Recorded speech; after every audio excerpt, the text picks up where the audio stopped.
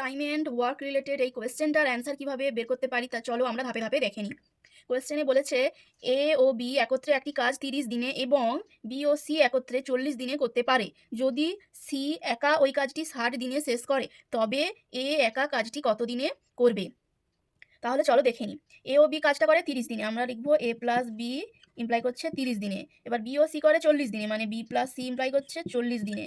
আর C এ করে 60 দিনে, তাহলে সি ইমপ্লাই 60। এবার আমরা এই 30 40 60-এর লসাগু কত বেরোয় দেখে নেব। 30 40 60, 10 3 30 40, 10 6 60, 3 কে 3 4, 3 দুগুণে 6 2। তাহলে এবার লসাগুটা বেরোলো 10 6 60, 60 দুগুণে 120। এটা তাহলে আমার টোটাল কাজ বেরোলো। এবার টোটাল কাজ আর এগুলো হচ্ছে ডে, ভাগ করলে এই টোটাল কাজকে ডে দিয়ে ভাগ করলে আমার এফিসিয়েন্সি বেরোয়। তাহলে 30 দিয়ে ভাগ করি, বেরোলে 30 দিয়ে ভাগ করলে বেরোবে এটা 4, এটা বেরোবে 3, আর এক্ষেত্রে বেরোবে এটা 2। তাহলে সির এফিসিয়েন্সি আমরা 2 পেয়ে গেলাম। এবার সির এফিসিয়েন্সি 2 এখানে বসিয়ে দিলে আমরা বির এফিসিয়েন্সি পেয়ে যাবো। বির এফিসিয়েন্সি বেরোলো 3 - 2 মানে 1।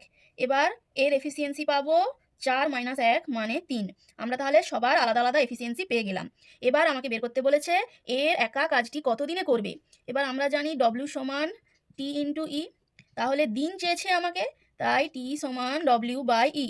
এবার ডব্লিউ মানে কাজ, কাজ কত 120, 120। এবার এফিসিয়েন্সি বসাতে হবে, ই মানে এফিসিয়েন্সি। এবার এর চেয়েছে তাই আমরা এর এফিসিয়েন্সি বসাবো। এর এফিসিয়েন্সি কত 3, 3 বেশিয়ে আমরা পেলাম 40। তাহলে এর একা ওই কাজটি কত দিনে শেষ করবে না 40 দিনে শেষ করবে।